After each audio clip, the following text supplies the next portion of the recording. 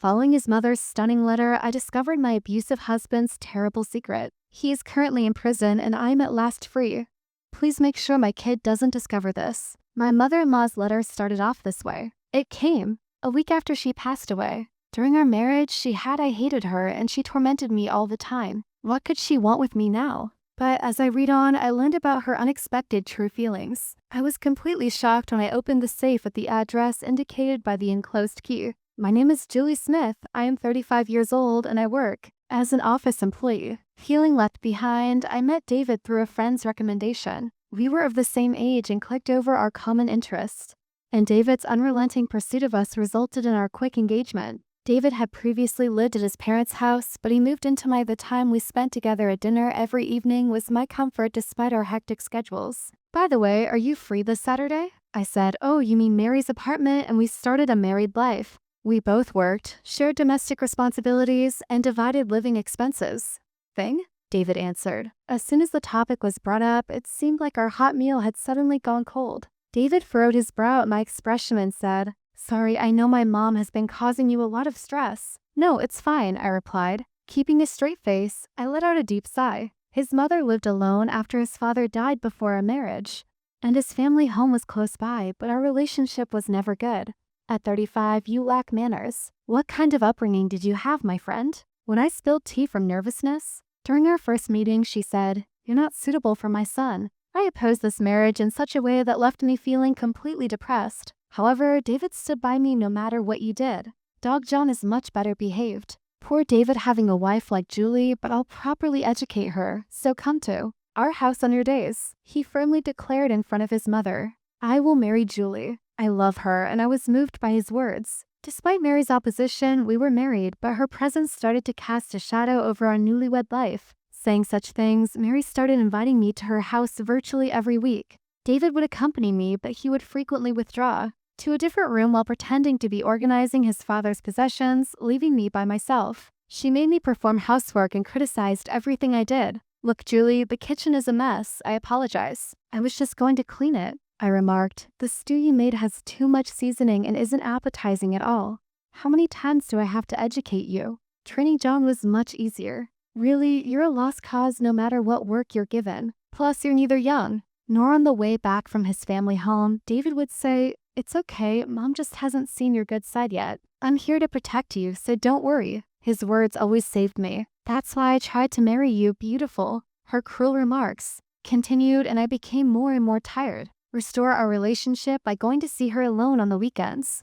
But her stubborn attitude persisted, so I feigned a grin and said, Mary, would you like to live with us? Our apartment enables dogs to live together. I prefer to live alone with this dog than with you, she said, stroking her golden retriever's head. I tried to offer to live with her multiple times, but she consistently rejected my suggestions, accusing me. To outsiders, it must have looked like the worst mother-in-law and daughter-in-law pair, she said. Despite my attempts to better myself, I realized that I was just being bullied as a daughter-in-law. You are a disgrace to our family. Please divorce him, she finally told me as I had reached the limit of my patience and had grown to despise her. Then, after 3 months of marriage, David's behavior changed. Damn it, why is it always me? It seemed like his work wasn't going well, whether it was out of frustration or something else. I stopped going to her house and we didn't talk much. I thought I had finally found a balance with her. Started snapping at me and things around him. One day after speaking with his boss, he broke a matching mug we had purchased when we were dating.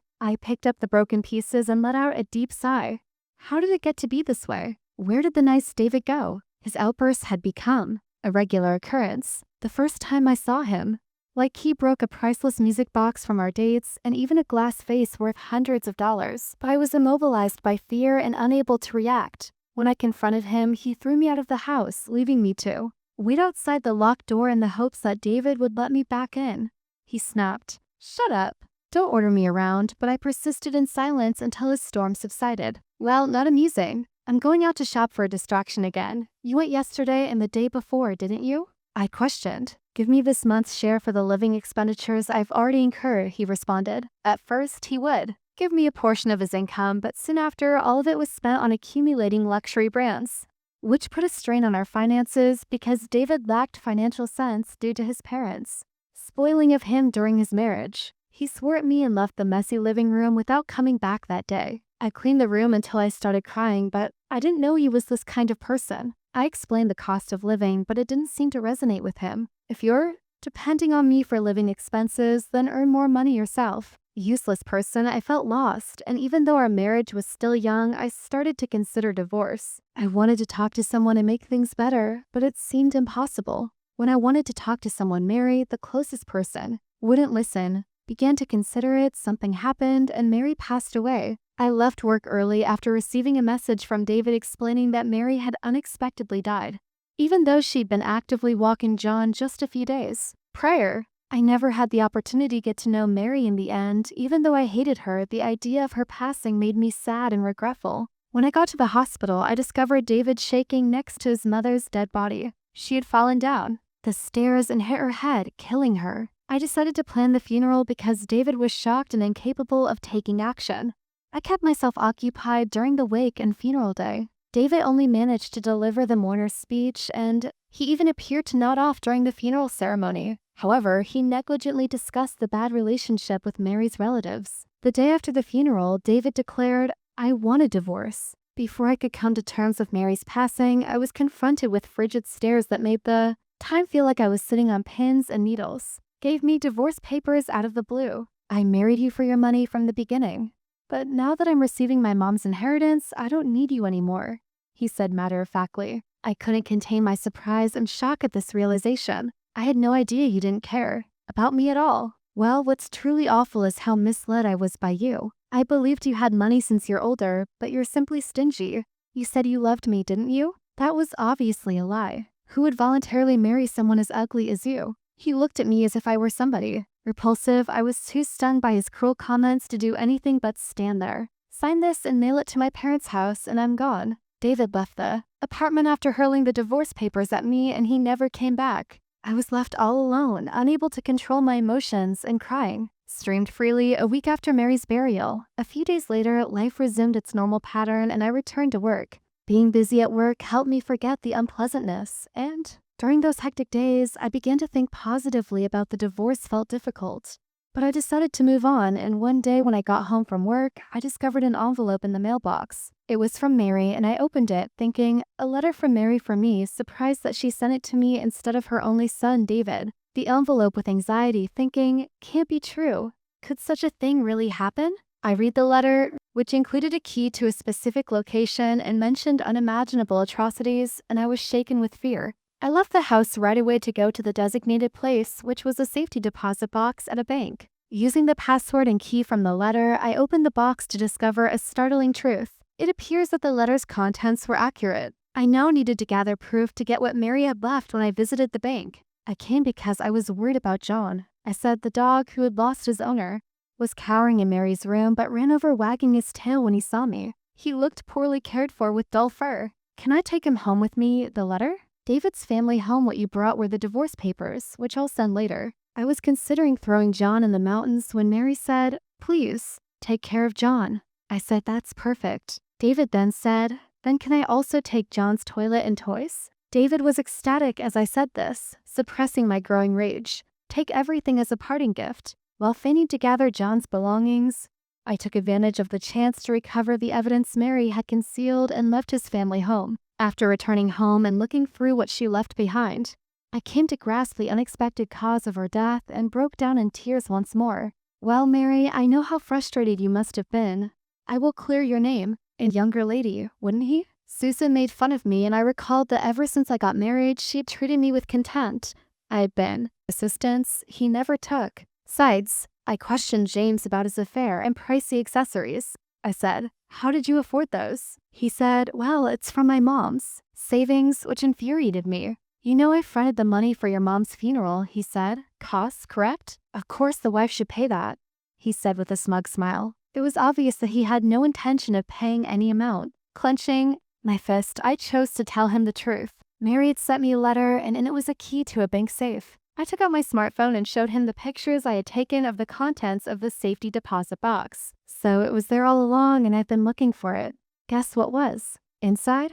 His once brash attitude disappeared, replaced by a strained expression. No way, he said. The box held papers pertaining to the family estate, such as stocks and property deeds. He demanded, advancing toward me with bloodshot eyes. Hey, that's mine. Where is it now? Give it back to me. I am unable to comply. Do not give the inheritance to David. That was your mother's will. What are you talking about? You understand exactly why I gave David a copy of the letter that Mary had sent him. Your father died while fishing with you, didn't he? According to the letter, David had asked his father for money a few days prior to the accident because he'd accumulated debts from living beyond his means and was subsequently disowned. But shortly after his father passed away in suspicious circumstances, his estate was inherited by both Mary and David. Mary always suspected that you were after the money and had something to do with your father's death, but that is all false information. Yelling that my husband tore up the letter into pieces even though it was only a copy. First of all, you were like cats and dogs, so it's not true that your mother was worried about me. In fact, Mary's coldness was her way of keeping me safe from David. Knowing her son's true character, she took harsh action to force me to get a divorce in order to protect me from being taken advantage of by him. Mary's letter was filled with gratitude, apologies, and a wish for me to find happiness. Your mother was a good and decent person, but you went to the lengths of hurting her in order to get the inheritance. Spilled out of my eyes without my consent, but David smirked dismissively and looked at me with cold eyes. What are you talking about? Keep your fantasies in check. Unfortunately for you, it's not a mistake. The video from the camera your mother left is right here. I told him that I had gathered proof. As was stated in his mother's letter, David started to demand money from his mother after wasting his father's estate. Feeling threatened, she installed security cameras throughout the house, so I surreptitiously gathered them. When I went to pick up John, I watched the footage and was completely shockingly. The video showed my husband and his mother fighting and shoving each other down the stairs. David was shown repeatedly pounding her skull into the floor in a heartbreakingly cruel fashion, and he was seen grinning after she died. I couldn't forgive what you did. However, before I went to the police, I wanted to know if you had done anything to your father as well. When David realized all the evidence was against him, his true nature came out, and he gave me a menacing glare. Yes, I was the one who shoved my dad into the river. You acknowledge that I did both. He came up to me with a menacing smile and said, I'll be damned if I let the police catch me now. Hand over the keys to the safe and the video camera. No way Mary risked her life to leave this behind. I won't hand it over to someone like you. Okay, fine by me. Then I'll just silence you and search for it later. More crimes, shut up. He grabbed me and choked me from behind in a second. Go to hell. However, a violent impact threw David and me to the ground at that very moment. I realized that John had bodies, so I slammed him for saving my life. John, thank you, I said, hugging him as, what's that? He barked in answer, but David woke up more insane than ever and said, damn dog, I'll kill you all. He raised a golf club, but then we heard the faint sound of police sirens. Police cars, everything you just confessed was heard by the police. I raised my phone in front of David, having discreetly called 911 and left the connection open while the cops listened. My husband's previous arrogance vanished, and he abruptly threw away the golf club and knelt down. His face is white with terror. Julie, tell the police it was an error. If this keeps up, my life will end. You killed your own parents, and now you're pleading for forgiveness. I also installed covert cameras in this room, which the police will use as proof. No, I finally got my hands on the money. I won't get caught. David sobbed like a child, but I didn't feel sorry for him. I gave the police all the evidence in his custody and watched as they took him away with John by my side. David was later found guilty of his crimes and will probably live out the rest of his life in prison. His mother's estate was left to her, relatives, and surprisingly, her will, which was discovered in the safety deposit box, also stipulated that money be given to me. Behind bars, our divorce was finalized, and I claimed $30,000 in damages and the funeral costs I had paid through a lawyer. And John, I was given a substantial amount by your family members, along with their apologies. After everything was resolved, I went to my in-laws' graves to return with the impression that Mary and her, thank you, said the spouse. I thought I heard the words.